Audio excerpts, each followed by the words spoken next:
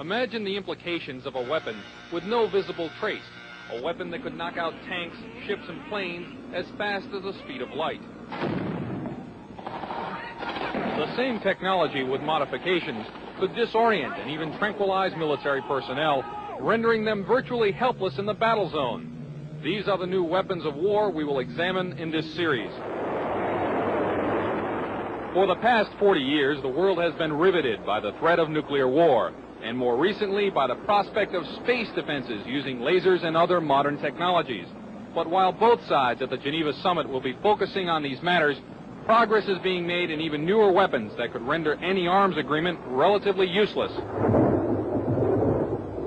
Lightning is the most dramatic form of energy to be found in nature.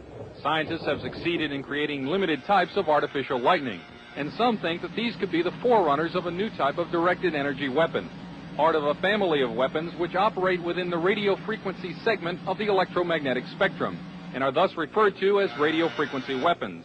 Dr. James Frazier has researched electromagnetic effects for the Air Force for over 10 years, and he, like a small but growing number of weapons experts, feels that radio frequency, or RF weapons, could be the wild card in the ongoing arms race. You could have tremendous amounts of radiative power. And what you did with that power then is a matter of engineering design and what your goal is. Robert Bass, a physicist and PhD in mathematics, is working on U.S. weapons research. He says that the Soviets seem to be ahead in a number of areas, and especially in RF weapons. We are behind the Soviet Union in directed energy weapons based on 60 gigahertz microwave beams. Dr. Bass and others feel the most likely form of Soviet RF weaponry would be high-powered microwaves, similar to a focused, ultra-high-intensity radar beam. It would literally cook humans and knock out computers and electronic surveillance and communications gear. An operational RF weapon, relatively cheap and reusable, could devastate sophisticated and expensive war machinery. The $20 million F-16 fighter, for example, is totally controlled through electronic sensors and computers. With no manual flight controls, the plane would literally fall out of the sky after being hit with a high-intensity pulse of microwave radiation. Scientists say that microwaves and other types of RF pulses operating at specific frequencies or windows can be transmitted with little or no loss of power. Machines known as Gyrotrons can produce the massive pulses needed to drive these devices, and it's believed that the Soviet Union has a 3 to 5 year lead in this technology. Over the past year, CNN has repeatedly asked the Department of Defense and the Air Force about radio frequency weapons. After much resistance, DoD finally said that the subject was too sensitive to discuss. In my next report, unexplained cloud-like phenomena which may be evidence of a Soviet breakthrough in RF technology. Chuck DeCaro, CNN Special Assignments.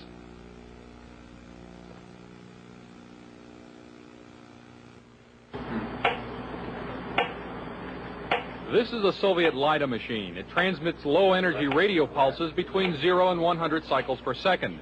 In the Soviet Union, LiDARs have been used for years to tranquilize psychiatric patients without physical contact.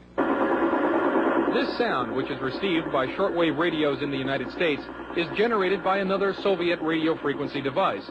It is known as the woodpecker because of its tapping noise. It is broadcast by a number of high-powered radio transmitters operating deep in the Soviet Union since July 4th, 1976. Though the official Defense Department explanation of the woodpecker is that it is an over-the-horizon radar designed to track U.S. missile launches, some scientists suspect that the woodpecker is designed to interfere with human brain function. As far as I'm concerned, the potential that this has for producing a direct psychoactive effect upon the total American population is there, has never been disproven. Dr. Robert Becker is a pioneer in the field of bioeffects of electromagnetism. The signal range within which the woodpecker operates is that which has been reported by many investigators to produce a tranquilizing effect upon animals. We are just incredibly sensitive to these magnetic stimuli. Dr. Bob Beck, a PhD in nuclear engineering, has done extensive research into electromagnetic effects on humans. The signal was permeating power grids in the United States. It was being picked up by power lines, re-radiated. It was coming into the homes on the light circuits.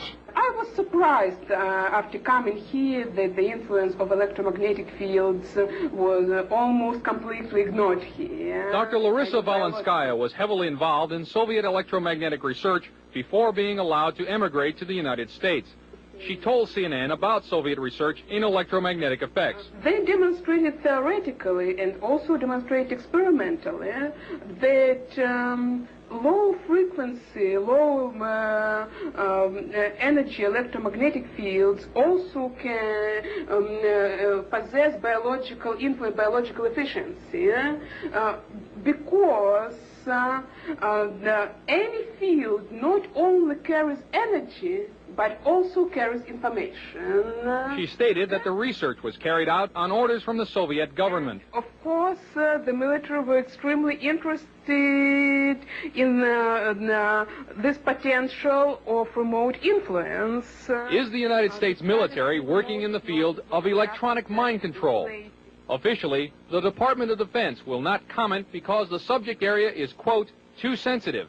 But CNN has learned from this government scientist, who did not want to be identified, that a Navy laboratory conducted research into the use of an RF device for counterterrorism and special operations. It's possible to entrain a certain percentage of a population, apparently, with weak magnetic fields. The study also showed that RF signals could dissolve certain types of rat brain cells at a distance, causing disorientation and nausea. According to the scientist, even though the program was successful, the government never followed up on it. Dr. James Frazier did electromagnetic research for the U.S. Air Force for many years. At one time, he proposed a battlefield RF weapon system. You could make an antenna that would be carryable by a helicopter, and that this could be expected to produce a wide variety of symptoms, actually, by humans who happen to be standing in the beam. According to Dr. Fraser, the Air Force never followed up. At Lawrence Livermore Laboratory, another RF weapons concept is nicknamed the brain bomb. According to the book Star Warriors, the brain bomb would focus a nuclear blast into a huge pulse of low-frequency RF energy that would stun huge numbers of troops. Apparently, it too has not yet been funded. The Department of Defense will not comment about Soviet RF weapons, or if American RF weapons development is going forward. However, experts interviewed by CNN say that the Soviets are apparently ahead and could exploit that lead in a surprise strategic move, a move that could have grave consequences for the United States. From Washington, this is Chuck DeCaro, CNN Special Assignments. This is a Tesla coil. It was invented some 90 years ago, but now a growing number of experts in the United States feel that it may form the basis of a new generation of Soviet weapons. They are known as radio frequency, or RF weapons, because they operate in the radio frequency spectrum. Their existence is noted in this U.S. Department of Defense publication, which says the Soviets could use them to destroy components of missiles, to interfere with radar and other electronic systems, and even to alter human mind functions. The concept of RF weaponry was predicted at the turn of the century by Nikola Tesla, an American who had emigrated from Yugoslavia. He is best remembered as the man who invented alternating current electricity. In 1899, Tesla built this giant coil which produced 10 million volts of artificial lightning. From it, he theorized the possibility of death rays. This and many other of his ideas about the physics of electricity were ridiculed by the scientific establishment. Pure science is not a sure thing. You can't predict what's going to work out and what's not going to work out. Robert Golka, a research scientist, built a replica of the Tesla coil about 80 years later. Golka was trying to produce a phenomenon known as ball lightning. He also used the Tesla coil to conduct testing for the U.S. Air Force. What I was doing was setting in maybe 5-foot-long models of advanced fighter aircraft, and we would want to try to find out which part of the airplane was more vulnerable to lightning strikes, whether it was a wingtip or the canard where the pilot sat. These experiments could also demonstrate the effect of the electromagnetic pulse of a nuclear blast, and Golka says the effect of RF weapons as well. Golka thinks that Tesla's theory that electromagnetic power could be transmitted through the Earth and its atmosphere without wires is a key element in the Soviet Union's work on RF weapons. Tesla's novel weapons theories were generally ignored in the United States. Nikola Tesla died in 1943, and after the Second World War, all his papers and effects were shipped to his native Yugoslavia, where they were enshrined in a museum. Some say that that museum proved to be a gold mine for Soviet weapons scientists. We haven't even formally, so far as I know, to ourselves admitted that these weapons exist in the hands of the Soviet Union. Weapons analyst Tom Bearden, a retired U.S. Army lieutenant colonel, is among a small group of scientists and engineers who believe that the Soviets have perfected Tesla's ideas and are developing radio frequency weapons on a scale unimagined in this country. There have been a series of tests of these kinds of weapons, apparently, for a number of years. For example, airliners from Iran, before the fall of the Shah, saw deep within the Soviet Union very large, glowing spherical balls of light, which started out small and then expanded to very large size, which are apparently these kinds of weapons for use in an anti-ballistic missile defense role. Bearden believes that these satellite photographs are of mysterious non-nuclear explosions near an uninhabited island in the East Siberian Sea, and that they are discharges from an RF weapon that uses intersecting energy beams called scalars. In doing so, you can create, for example, either an electromagnetic explosion at a distance, or you can create an electromagnetic implosion at a distance, the extraction of energy from a distant point. This would look like a cold explosion, so to speak. And I believe the thing on April the 9th, 1984, off the coast of Japan, that involved several 747 jet airliners, I believe that incident was a test of a cold explosion weapons. At least it met all the characteristics. Pilot Doug Happ was in one of the 5 airline crews that saw an incredibly large cloud rising from the moonlit overcast below. It looked like a plate coming up through an overcast, but it just kept expanding, and as it got higher, it was apparent that you could see right through the middle of it, so it looked like a big smoke ring. At the time that we first noticed this cloud, we weren't sure what to do, and we took no evasive action because we didn't know which way to go. And I think eventually we either ran through it or it completely engulfed us. Happ says when his flight reached Anchorage, Alaska, it was checked for radioactive contamination. None was found.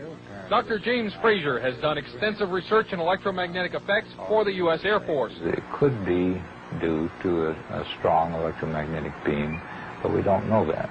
They can also be caused by chance thermal gradients. We've had for several years studies of clear air turbulence, for instance, which have produced this kind of a disruption. The people who cited those are experienced pilots and should have been familiar with that kind of event, and this apparently was something outside their experience. There have been a number of times when Soviet technological surprise has upset the strategic balance. In 1948, the Soviets detonated an A-bomb years before it was thought possible. In 1957, the Soviets stunned the world by launching Sputnik 1, the world's first artificial satellite. And in 1976, the Soviets were discovered to have been embarked upon a program to build particle beam weapons, a discovery which led 5 years later to America's Star Wars program. In each case, the United States was able to regain the balance. But this time, with radio frequency weapons, some scientists feel that the Soviet lead may be permanent. In my next report, how radio frequency devices can be used as weapons against the human mind. Chuck DeCaro, CNN, on special assignment.